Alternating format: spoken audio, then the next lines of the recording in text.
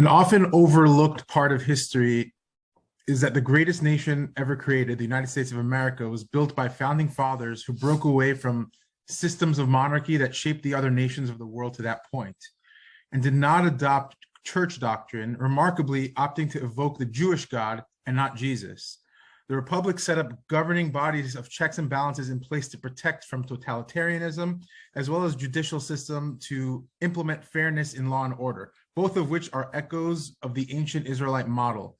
Can you elaborate on this idea and explain the significance of Judaism's role in shaping America, despite the Jewish people being a very small minority?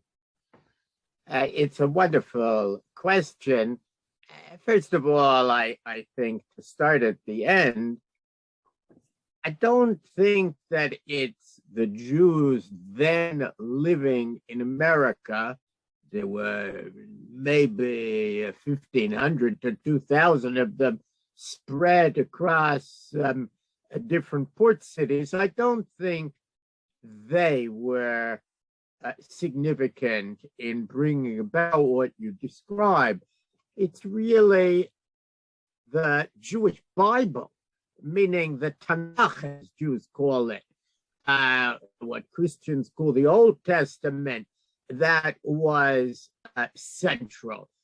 After all, you were overthrowing a monarchy, and there was a sense of needing a different model. And there, lo and behold, was the book of Judges that in a way provided a different model than monarchy.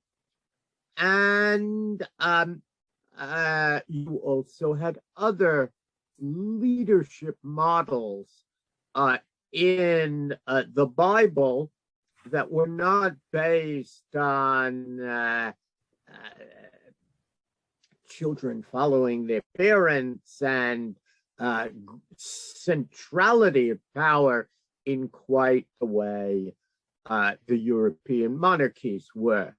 And one can certainly see that the founders who knew their Bibles inside out. One of the problems today is that the people who write about American life often don't know the Bible as well as those folks then. For many of the Americans at the time of the Revolution, the Bible was the only or one of few books that they had. And there's little doubt that the Republic was influenced by what they called the Hebrew Republic. Now, that is not to deny that there were also classical ideas. Plato also talked about a republic. But it is possible to see, especially in sermons from the period, the great influence of the Hebrew Bible. And of course, as is very, very well known, Americans of that time often imagined that there was a kind of typological relationship between the stories in the Bible and what they themselves were living through. So King George is Pharaoh, and George Washington is really Joshua. And it's not uninteresting that when the Jews of Newport write to George Washington in a letter that evoked a famous response from the president, they indeed compare him to Joshua, the general who entered the promised land. And this tradition, it's worth remembering, will continue really through the first half of the 19th century. Abraham Lincoln may well have been our most biblically literate president. anyone who reads Lincoln finds not only that he quoted the Bible, but often ideas from the Bible, and especially from the Hebrew Bible, shaped him in ways large and small. So the Bible was immensely important, and in a sense was a gift of the Jewish people to the nation's founders. Very interesting. Right, because they wouldn't be able to figure a political philosophy through, the New Testament. That's just not, the New Testament doesn't provide that for them. Exactly. Yeah, the only thing that be able to draw inspiration from the New Testament.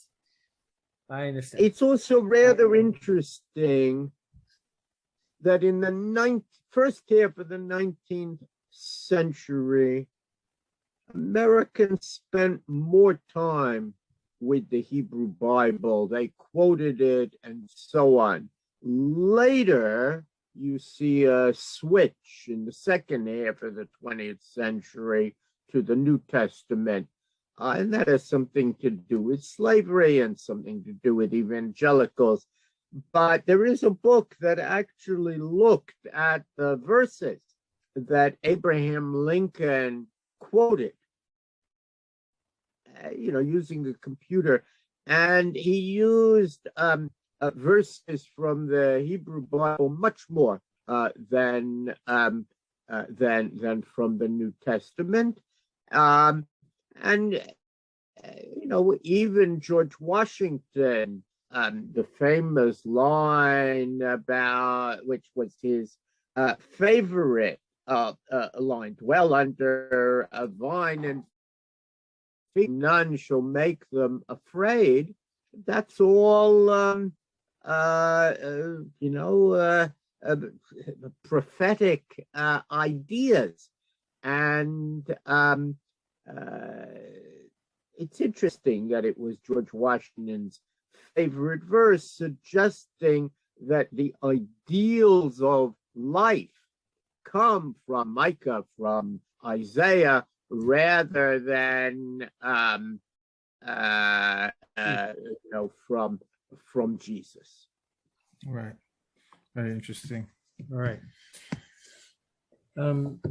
Ulysses S. Grant had a complicated relationship with the Jews, as he's remembered for his controversial General Order Number 11. By some, he was considered an anti-Semite, and by others, a great friend of the Jews. This was the first time an American president attended a synagogue service. Many historians have taken his action as part of his continuing effort to reconcile with the Jewish community. Can you give us the full context of what happened here? So, both, of course, are correct, both in terms of the anti-Semitism and the penitence. As a general, in very late 1862, December, Adton issued what is still the most anti-Semitic official order in all of American history. He ordered, quote, Jews as a class to be expelled from his war zone, which was a very large war zone. The whole was where the Army of the Tennessee was, and really between the Mississippi and Tennessee rivers, stretching almost as far as Ohio. So there's little doubt that at that time, Ulysses S. Grant thought that Jews were smugglers. Indeed, lots of people at that time thought that the word Jew and the word smuggler were synonyms. And even when they caught non-Jews who were smuggling, and indeed there was tremendous smuggling in the Civil War, it was easy to make money both directions. If you were caught smuggling, you were a Jew, just like you don't have to be, we don't use the term anymore in New York, you don't have to be a gypsy to be a gypsy cab driver. You don't have to be a Jew to be a smuggler. So he thought that he'd expel the Jews and that would solve the problem. It's important to note that Abraham Lincoln, as soon as he heard of that order known as General Orders Number 11, overturned it, and there are not that many Jews who were actually expelled, but still it was remembered. And even though Grant becomes the hero, the savior of the country, the great general who defeats the Confederacy, when Grant ran for president in 1868, this issue of his order expelling Jews became a central feature of the campaign raised by his Democratic Party opponents to prove that he was not fit for office. Many people had not really heard of the order when it first took place, the end of 1862. They were in the middle of the Civil War. Abraham Lincoln was about to issue the Emancipation Proclamation. The order didn't get the same attention. But in 1868, as part of the campaign, Grant's opponents raised it a lot. Now, during the campaign, Grant did not respond publicly. He thought it was beneath the dignity of a candidate to respond to various charges. But after Grant won the election, he issues an apology, which appeared really front page of the New York Times and every newspaper, general and Jewish, in America. I do not sustain that order, and talked about the fact that it should never have been issued. That was a pretty amazing thing. We look back, it's not like you find Ferdinand and Isabella apologizing for expelling the Jews from Spain, or any Russian czar apologizing for pogroms. So that a head of state apologized was a big deal. But in America, and it's also true in Judaism, and one thing what you say, question was, what do you do? And Ulysses S. Grant, during his presidency, demonstrated that his apology was genuine. He not only appoints more Jews, I think, than any previous president to various positions, including positions the Jews had never before held, the Bureau of Indian Affairs, consul to Romania, and so on.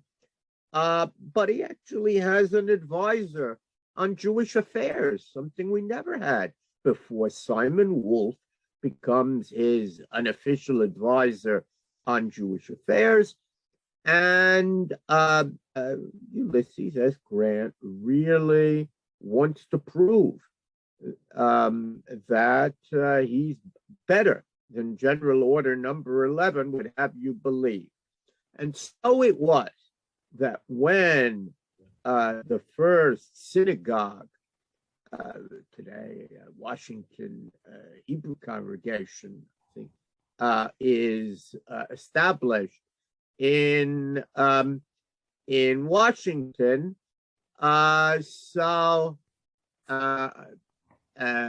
they invite the president, and to their astonishment, he agrees to come to really the opening of the synagogue. He makes a generous contribution financially, and he sits through, along with several members of his cabinet, for hours the whole ceremony, listening attentively and saying all the right things to reporters. And it's widely believed that he did that really because he wanted to make a point both about himself as a tolerant individual, and make the point that the opening of a synagogue was as appropriate in America as the opening, the dedication of any churches, and he was there. And really, whenever the Jewish community called on him, from 1868 really until his death, Ulysses S. Grant responded. And so it was that when Grant passed away, he actually passed away during the same week that, in a way, the greatest Jew in the world, Sir Moses Montefiore of England, passed away. And the fascinating thing is, they were linked in the Jewish mind, showing you what a hero Grant had become. He had done tshuva, we would say in Hebrew. He had fully repented, and Jews now remembered him as a great hero and lauded him upon his passing. So it's an interesting example of someone who moved from enemy to friend, and proving that people can change and learn, and prejudice can be overcome. Very interesting. Beautiful. And not a lot of people know about that. Another thing that is an often missed part of history is Abraham Lincoln as defender and friend of the Jews. You kind of touched on that. You explain in your book that his upbringing as a Calvinist contributed to his tolerance of Jews. Can you paint a bigger picture of this remarkable man's relationship with the Jewish people? I'm happy to talk about Lincoln and the Jews. I did both a book on when General Grant expelled the Jews and a book on Lincoln and the Jews. In the case of Abraham Lincoln, he grows up in Kentucky and Indiana and rural Illinois. He doesn't know any Jews growing up. The only Jews he knows are in the Bible. And it's interesting that when you look at the textbook that he studied from, really in a kind of one-room schoolroom, it was quite positive in its memory, in its depictions of Jews, quoting from the Bible, rather positive portraits of Jews that may have influenced him. It's interesting that his parents were members of a denomination that were opposed to conversion. They believed whatever religion you were, that's what God made you. And it's not for us to change you. And that also, I think, helped to promote a kind of tolerant attitude. But once he gets to Illinois and becomes a lawyer and a practicing lawyer, that's when we see Abraham Lincoln meet Jews. Remember that in those days, especially in places like Illinois, lawyers would have to travel a circuit. We still use the term circuit court and so on. In those days, it had real meaning. And so the lawyers all got to know one another, and some of the lawyers were Jews. Abraham Lincoln becomes very friendly, it seems, with a lawyer named Abraham Jonas. Abraham Jonas was an English Jew originally, from a very significant British Jewish family. His brother is Joseph Jonas, remembered as the first Jewish long-term settler in Cincinnati. Abraham Jonas is, in addition to being a lawyer, a very smart political, we would today say operative, but really a political thinker.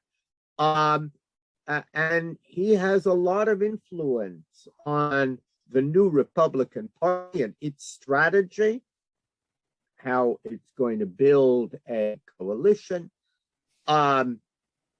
Abraham Jonas hosts one of the Lincoln-Douglas debates. We still have the document where it lists Abraham Jonas at the bottom as the host. And Abraham Jonas seems to have played a considerable role even at the convention in the Wigwam in Chicago, making certain that Abraham Lincoln would be the candidate in 1860.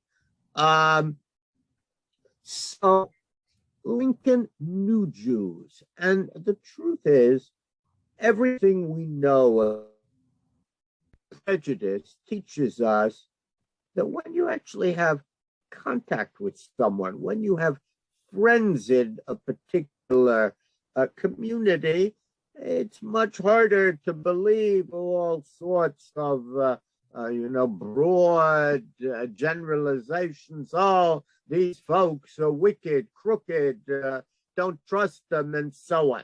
You say, how can you say that? My friend Abraham is wonderful. By the way, Abraham Lincoln also knew African Americans, and that also plays a role. Lincoln really is willing to appoint Jews as president. First person he appoints is Abraham Jonas, of course, his friend, as postmaster.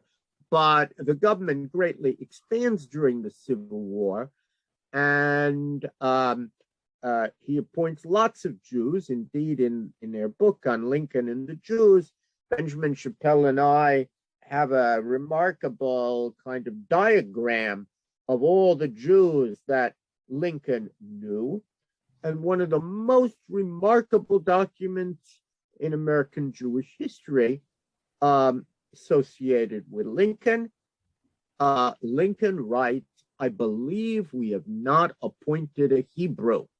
And in a way, first case of affirmative action helping Jews, but he was sensitive to the fact that there should be Jews who should likewise enjoy government appointments. And he appoints that Jew, who actually was a very traditional Jew. He was the son-in-law of Rabbi Raphael, and appoints, gives him a position in the military. So Lincoln, I think, more than any previous president, and certainly more than either his predecessor Buchanan or his successor Johnson, both of whom in their papers say very negative things about Jews. That is not the case with Lincoln. Neither private Lincoln, and we have lots of letters from him, nor the public Lincoln have these kinds of negative comments. And there are many, many cases which we spelled out in which one can see Lincoln going out of his way to somehow recognize, be sympathetic to Jews. And he also had a podiatrist. We use the term chiropodist, and he used the term chiropodist. Today we would say a podiatrist, and he had quite bad feet, Lincoln, who was Jewish and who did a variety of other things for Lincoln. So Lincoln has a lot of associations with Jews, in part this demonstrates that Jews are playing a more important role in the United States as a whole. There are about 150,000 of them, very different than the small number at the time of the revolution. But in part, it reminds us what a remarkable and tolerant figure Abraham Lincoln was, indeed one of our greatest presidents, and how fortunate America was to have had a person like Lincoln at its helm during one of the most trying periods in American history. Okay.